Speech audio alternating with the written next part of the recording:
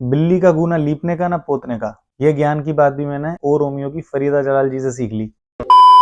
Hey guys, you are watching the mass reviewer. और एक बात की तो मुझे बहुत बड़ी खुशी है कि दाऊद को फाइनली हमने मार ही दिया, पिक्चर में ही सही। अब ये मत बोलना कि स्पॉइलर दे दिया, ठीक है। देखो, कुछ आकस्मिक कारणों की वजह से मैं ट्रेलर का रिव्यू नहीं कर पाया था ओ रोमियो के, और तत्काल प्रभाव से मैं फिल्म रिव्यू भी नहीं कर पाया था। लेकिन 13 तारीख को ही मैंने ओ रोमियो देख ली थी, फर्स्ट डे लास्ट शो जाके। मुझे तो बुरी नहीं लगी, लेकिन 1 घंटे बाद मेरी वाइफ जरूर सो गई थी। अरे झूठ बोल रहा है, ये झूठ बोल रहा है। लड़कियों का यही होता है भाई, कहाँ पिक्चर समझ आती है उनको। फिल्म में जब तक नाना पाटेकर और शाहिद कपूर स्क्रीन पर है ना, तब तक फिल्म है, अदरवाइज चूतियापा है। और विलन की तो मैं बात ही क्या करूं, उस बेचारे अविनाश तिवारी को 2026 में डोंग बना के रख दिया है। बेचारा सांडों से लड़ता फिर रहा है फालतू में। कभी रॉन्ग नहीं होता। जितनी एक्सपेक्टेशन स्काई रॉकेट हो रखी थी ना, उतनी ही पैसेंजर ट्रेन बन के रह गई फिल्म। एक्चुअली ट्रेलर ने जो प्रॉमिस किया था वो चीज तो कतई नहीं है फिल्म। सबसे बड़ा ब्लंडर इन्होंने ये किया कि जो पीआर स्ट्रेटजी में इन्होंने खबर फैलवाई थी ना कि हुसैन उस्तरा और सपना दीदी से प्रेरित है ये फिल्म की कहानी। भाई, अगर इस फिल्म के अंदर दाऊद इब्राहिम ने अपने से इंस्पायर्ड कैरेक्टर देख लिया ना, अंदर तक टूट जाएगा वो आदमी। ये फिल्म हुसैन उस्तरा से इंस्पायर्ड इसलिए है क्योंकि जो शाहिद कपूर है ना, वो उस तरह से सबको मारता है, एकदम काट देता है, ठीक है, जैसे हुसैन उस्तरा करता था। शरीर से आत्मा काट के ले जाता है। तृप्ति डिमरी जो है वो शाहिद को सुपारी देती है जलाल की, जस्ट लाइक सपना दीदी। लेकिन सच्चाई ये है कि वो प्लान एग्जीक्यूट नहीं हो पाया था। हुसैन उस्तरा और सपना दीदी दोनों मारे गए थे, और यहाँ पे इन्होंने दाऊद को ही निपटा दिया। अकॉर्डिंग टू हुसैन उस्तरा की बेटी, हुसैन उस्तरा और सपना दीदी का जो रिलेशन था ना, वो बहन भाई वाला रिलेशन था, राखी वाला। और यहाँ पे ये लोग किस्सी विस्सी करवा दे रहे हैं। भाई, इतनी क्रिएटिव लिबर्टी कि रिश्ते ही बदल दिए। कल को तुम तुलसी से मिहिर को राखी बंधवा दोगे।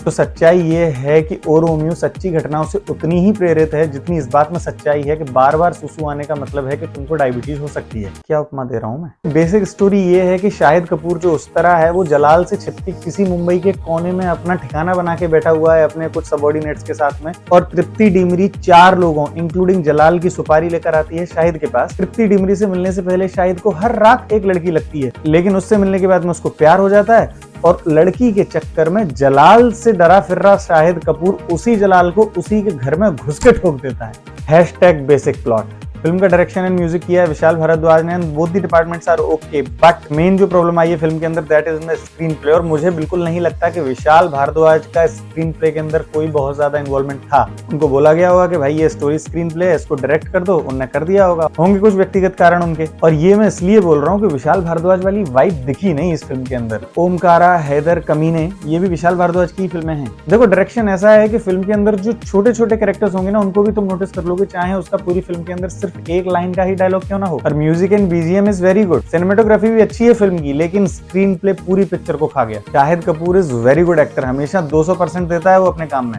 और इस फिल्म में भी घुस गया है वो पूरा अपने कैरेक्टर में। डांस का तो मास्टर है भाई। और तृप्ति डिमरी की बात करो तो उसने भी बहुत अच्छी एक्टिंग करी है फिल्म के अंदर। बड़ी बात नहीं होगी कि बड़ी हीरोइंस को रिप्लेस कर दे आगे चल के। स्पिरिट में कर दिया है दीपिका को नाना पाटेकर साहब।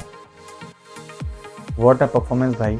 शाहिद को भी ओवरशैडो कर दिया है फिल्म के अंदर। फरीदा जलाल जी अपने सिर्फ ज्ञानवर्धक डायलॉग्स के लिए हैं इस फिल्म के अंदर, और जो उनका छोटा सा कैरेक्टर है कुछ मिनटों का, उसमें भी अपना बढ़िया इम्पैक्ट छोड़ के जाती हैं वो, एकदम योयो दादी। तो Avinash Tiwari is a good actor, potential है उसके अंदर, लेकिन फिल्म के अंदर जो उसको बनाया है ना, डोंग, मतलब कुछ भी कर रहा है वो। कभी कूद जा रहा है, कभी सांड से लड़ ले रहा है, कभी खुद ही कपड़े उतार दे रहा है पूरे समाज के सामने। विक्रांत मैसी सिर्फ फ्लैशबैक में है बंदा, लेकिन ही इज अ एक्टर, और अपना छोटा सा कैरेक्टर बहुत अच्छे से प्ले करा है उसने, महबूब का। तमन्ना भाटिया और दिशा पटानी क्यों हैं वो इस फिल्म के अंदर? नहीं भी होती तो चल जाता।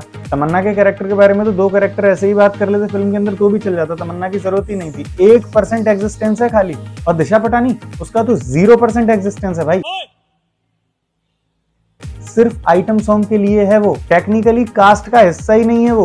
और बाद में उसने कहा होगा कि सर सिर्फ एक गाने के लिए हूँ सर, 1-2 लाइन्स दे दो सर, सिर्फ आइटम गर्ल बन के रह जा रही हूँ सर, तो लास्ट में 2 लाइन दे दी। शाहिद कपूर और तृप्ति डिमरी के आसपास अगर किसी ने इम्पैक्ट छोड़ा है, जिसके बारे में मुझे नहीं लगता कि अभी तक किसी ने बात की होगी, that is Chhotu. Which is played by Hussain Dalal, जो शाहिद कपूर के राइट हैंड का कैरेक्टर प्ले किया है। ही गेव हिज 100%, सारे इमोशंस दिख जाएंगे उसके कैरेक्टर में। कास्ट बहुत बड़ी है लेकिन सबको स्क्रीन पे स्पेस मिला है and that is the sign of good direction. Positives की बात करें तो फिल्म के अंदर दो ही सबसे बड़े पॉजिटिव्स हैं जो मैं पहले भी बता चुका हूं, that is Nana Patekar and Shahid Kapoor. अगर ये नहीं तो फिल्म ही नहीं, अपने शोल्डर्स पे अकेले कैरी करके चल रहे हैं दोनों लोग फिल्म। नाना पाटेकर थोड़ी देर के लिए आते हैं लेकिन आते हैं और तुम्हारे चेहरे पे एक स्माइल छोड़ के चले जाते हैं। इसके अलावा एक्शन सीक्वेंसेस बहुत अच्छे से कोरियोग्राफ्ड है। फिल्म तुमको पकड़ के रखेगी लेकिन बीच बीच में छोड़ भी देगी कभी कभी। डायरेक्शन वाइज बात करें तो विशाल भारद्वाज ने एक एक कैरेक्टर को अच्छे से नोटिस होने का मौका दिया है।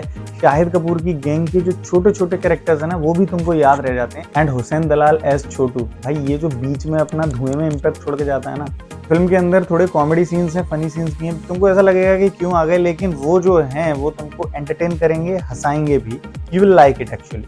अब बात करते हैं नकारात्मक पहलुओं की, जो कि एक नहीं काफी है। सबसे बड़ी दिक्कत जो है वो है फिल्म का पेस, जो बिल्कुल भी कंसिस्टेंट नहीं है। ऑन एंड ऑफ चलता रहता है। 20 मिनट बहुत बढ़िया, 20 मिनट बोर करेगी पिक्चर तुमको। और ये जो प्रॉब्लम है वो है एडिटिंग की वजह से। एडिटिंग थोड़ी सी और बेटर हो सकती थी। ये जो फिल्म 3 घंटे की है, ये 2.25 घंटे या 2.5 घंटे के आसपास हो सकती थी, तो ज्यादा इंगेजिंग लग सकती थी। कहीं कहीं तो सच में पैथेटिक लगती है फिल्म। इतने फ्लैशबैक है ना कि इतने साउथ की पिक्चरों में भी नहीं होते। और सबसे बड़ी प्रॉब्लम फ्लैशबैक की भी नहीं है, प्रॉब्लम ये है कि फ्लैशबैक कहीं भी शुरू हो जा रहा है प्रेजेंट टाइम में और अचानक से फ्लैशबैक, फिर फ्लैशबैक खत्म हुआ, प्रेजेंट टाइम का सीन आ गया, सीन चेंज हुआ, फिर प्रेजेंट टाइम का सीन चल रहा है, फिर फ्लैशबैक। तो मैं ऐसे समझाता हूँ कि शाहिद कपूर क्लाइमैक्स में फाइट कर रहा है, मार रहा है विलेन के आदमियों को, ठीक है, लेकिन जैसी तमन्ना भाटिया उसके सामने आती है, मारते मारते उसकी गन रुक जाती है, दोनों एक दूसरे के सामने आते हैं और फ्लैशबैक चालू हो जाता है कम से कम 10 साल पहले का। भाई जब तक वो फ्लैशबैक सोच रहे हैं, पीछे से कोई गोली नहीं मार देगा उसको। मतलब फिल्म के अंदर इतने फ्लैशबैक हैं कि सारे फ्लैशबैक को सीक्वेंस वाइज लगा दो तो एक पूरी शॉर्ट फिल्म बन जाएगी फ्लैशबैक से। स्टोरी फिर भी ठीक है, कॉन्सेप्ट बढ़िया है नो डाउट, लेकिन स्क्रीन प्ले ने पूरी तो इतने चुतिया पे है ना पिक्चर के अंदर कि मैं तुमको क्या ही बताऊं। Really sorry for the spoiler, लेकिन मैं बता देता हूं।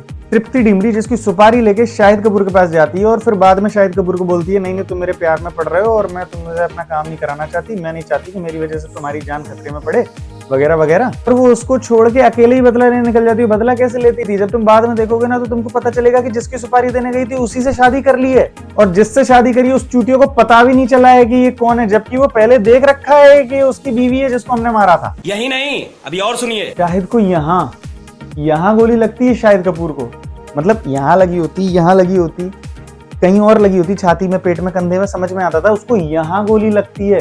भाई दूसरे दिन जिंदा है, इधर सफेद पट्टी लगा के मर ही नहीं रहा है।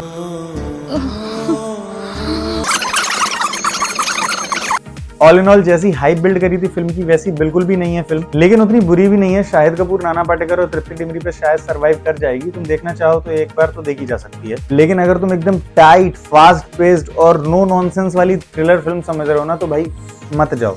तो if you like the video then please hit the like button और शेयर कर दो इस वीडियो को अपने लौंडों में, और कमेंट करके बता दो कि ओ रोमियो देख ली है या देखने वाले हो, क्या करने वाले हो फिल्म का। और ऐसे ही और रिव्यूज के लिए सब्सक्राइब कर दो चैनल को और बेल आइकन दबा दो, जिससे तुमको आगे वीडियोस की सूचना मिलती रहेगी। Bye bye.